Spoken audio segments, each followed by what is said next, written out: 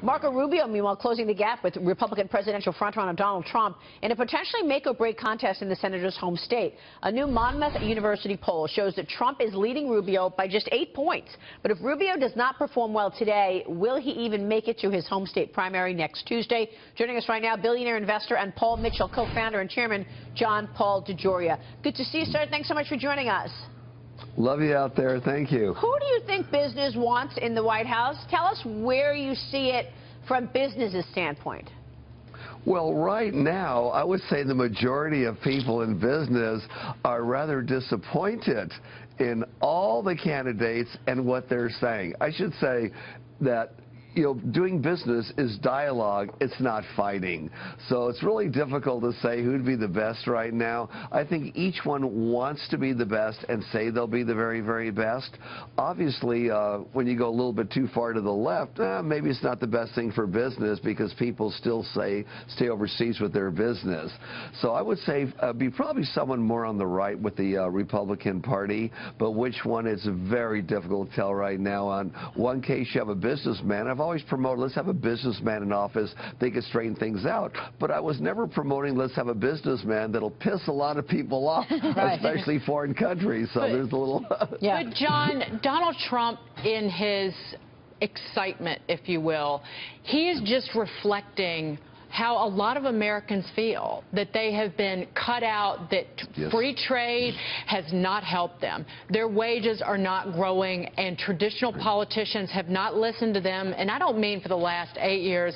I mean the last 30 years, as these jobs have gone to Mexico, China, and elsewhere. And he's so right. With all due respect to Donald, you're right on that one.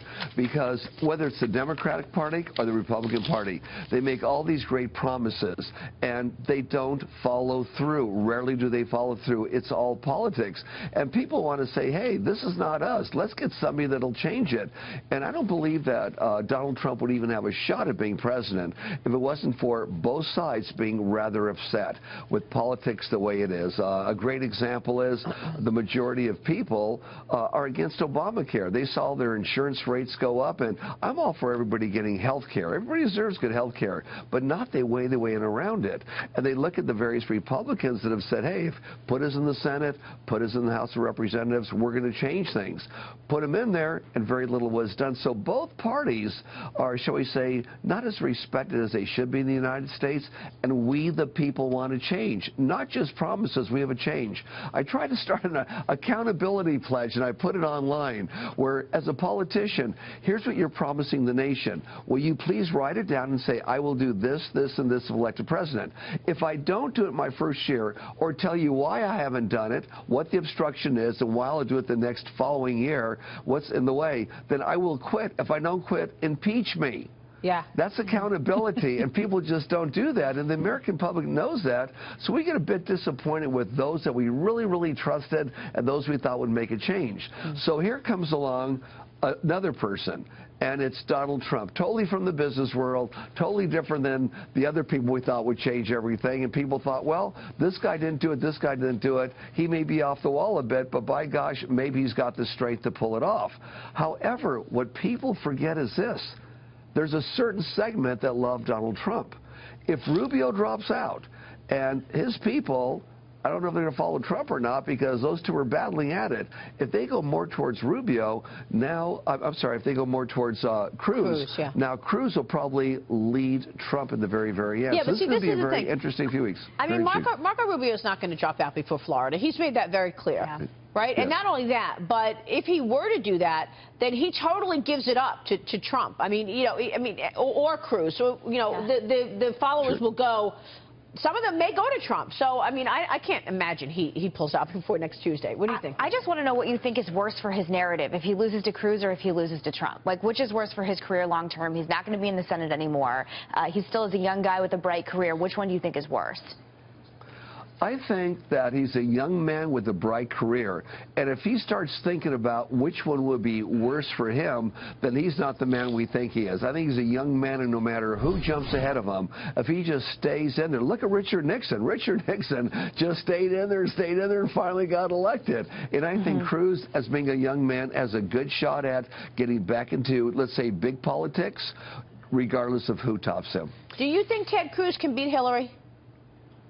Ted Cruz could definitely beat Hillary. Yeah, he could. I agree. John, we always say... I don't think our nation wants another 8 years of what's been going on in Washington. Right. I don't think they want that. We always say elections are about the economy. How's the economy doing? You're out there in the business sector. What are you seeing happening? Are people spending money? Good question. Yes, they are. And I can say that from a point of view of beauty salons as well as the spirits industry. Patron is up. People are spending more money on the higher-end tequila to, shall we say, treat themselves. More people are going to salons now than were several years ago, and that's a good sign. Also, take a look at the economy. Look at savings. The average person has about 5% of their income is being saved right now, and that wasn't so. It was negative back in 2008. The economy is getting better. The people are getting stronger. And the people are being more, shall we say, delicate on where they spend their money. They're really watching it carefully, but they are spending it, and we're going to go into the rest of this year and next year with a great economy. No matter who gets into office, we the people and the businesses of America will continue to grow.